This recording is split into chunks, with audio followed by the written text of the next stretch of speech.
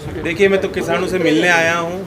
किसानों की कपास की पैदावार नष्ट हो गई और प्रशासन की कमजोरी के कारण, कुछ चंद लोगों की मिली भगत और भ्रष्टाचार के कारण किसानों को वंचित रखा गया मुआवजे से, जो उनका हक बनता है।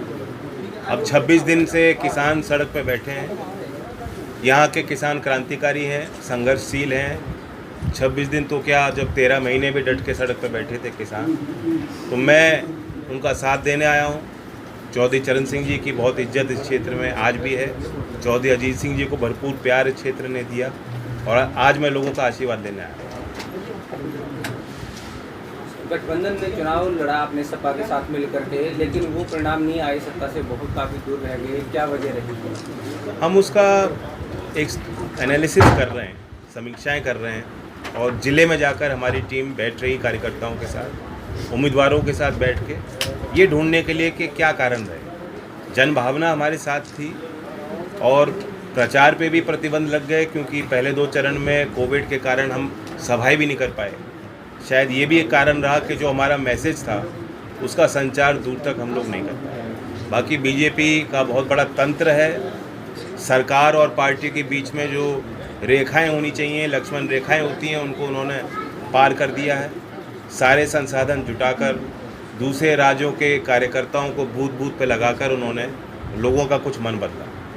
चौधरी चरण सिंह ने यहाँ पर यूनिवर्सिटी बनाई, उस पर एक फोटो को लेकर के विवाद भी हुआ, जिसको लेकर के मैं जी हुआ था जी। और यहाँ के बहुत होशियार बुद्धिजीवी लोग थे जिन्होंने आगे आकर उस संघर्ष को रचा, उस इशू को, जो इम्पोर्टेंट इशू है जिससे लोगों की, देश भर के किसानों की भावनाएं जुड़ी हुई थी, उसको मुद्दा बनाया और यहाँ विश्वविद्यालय के प्रशासन पे दबाव बनाया। और ऐसे ही एक व्यक्ति के घर पे हम लोग बैठे हैं, मैं तो उनसे मिलने आया हूँ हिसार में। 2005 में चौधरी चरण सिंह हिसार आए थे, उन्होंने एक जनसभा भी की थी। उस समय रालोद पार्टी का हरियाणा में बोलबाला होता था, पदाधिकारी होते थे। क्या अब ऐसी कोई आपकी मंशा है कि हरियाणा में पार्टी का कोई? आज किसी चुनावी मुद्दे को लेकर मैं लोगों के बीच नहीं हूँ, लेकिन ये हमारे रिश्ते आपस के जो पुराने हैं उन्हें मैं मजबूत होते देखना चाहता हूँ। मैं अपने पार्टी का संगठन खड़ा करना चाहता हूँ। हरियाणा के हर कोने में अगर राष्ट्रीय लोकदल का कार्यकर्ता खड़ा होगा, किसानों को हिम्मत मिलेगी, नौजवानों के काम होंगे, सरकार और प्रशासन पे हम लोग अपना दबाव बना पाएंगे।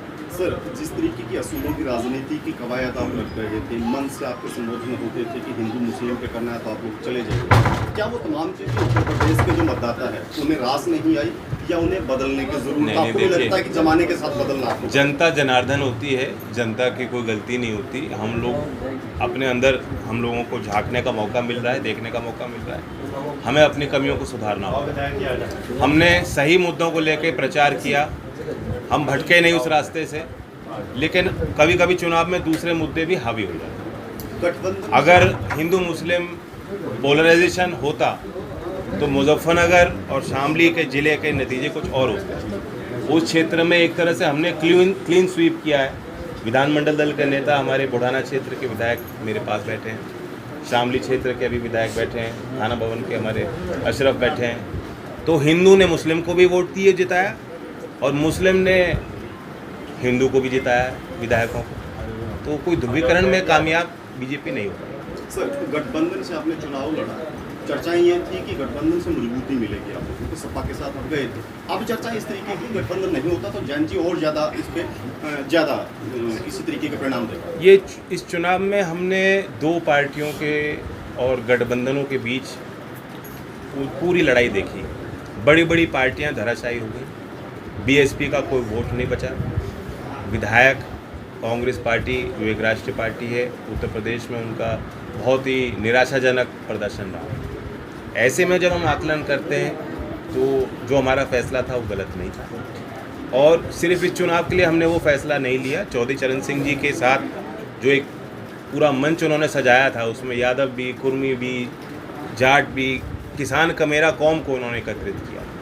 तो वही समीकरण बनाने के लिए हमने एक प्रयास किया और उस रास्ते पे हमें लंबे समय तक चलना चाहिए। आप हरियाणा से, यूपी से बाहर अपनी पार्टी का विस्तार करने की सोच रहे हैं? राजस्थान में हमारी पार्टी है, हमारे विधायक हैं, सरकार में वो शामिल भी हैं, और हमारी कोशिश रहेगी कि राजस्थान के विधानसभा चुनाव तक हम अपने पार्टी को और मजबूती दें और ज़्यादा से ज़्यादा क्षेत्र में प्रतिनिधि उतारा। मेरा सवाल भी सीधा सीधा हरियाणा के बारे में। हरियाणा की मैंने कहा मेरी कोई चुनावी मंशा नहीं है। आज मैं आया हूँ, लोगों की बात समझूंगा, सुनूंगा उनकी बात और उनसे कुछ ना कुछ लेके जाऊंगा, उनकी आशीर्वाद लेके जाऊंगा, हिम्मत लेके जाऊंगा। और मैं चाहता हूँ हमारे पार्टी का संगठन मजबूत हो। उत्तर प्रदेश में जिस तरीके से आपको जनादेश मिला है अभी कम है उम्मीद के मुताबिक, आगे क्या क्या तैयारियां रहेंगी क्योंकि चुनाव हम बूथ स्तर को मजबूत करना चाहिए। हमारी जो पार्टियां हैं ना, जो उस दौर की पार्टियां हैं, नेता के साथ जनता का विश्वास है, लेकिन संगठन की जो बीच की कड़ियां हैं वह कमज़ोर है। मुद्दे के साथ जनता जुड़ती है, तो हम मुद्दे उठाते हैं, हम सड़क पर जाते हैं, आंदोलन करते हैं, जनता हमारे साथ रहती है, लेकिन उसे फॉर्मल ढांचे में हमें पिरोने की ज़रूरत है। हमारे गांव में कार्यकर्ता भी वही है, वोटर भी वही है। संगठन में जब तक हम उसको जिम्मेदारी नहीं देंगे और लोगों को जोड़ने का प्रयास वो नहीं कर पाते। तो हमें एक ढांचा बनाना है। बूथ स्तर तक हम चाहते हैं कि आरएलडी का झंडा उठाए, कार्यकर्ताओं को फॉर्मल ढांचे में हम जोड़ पाएँ, उनको प्रशिक्षित कराएं। जीवन के हर मोड़ पे सीखने को तो मिलता ही है।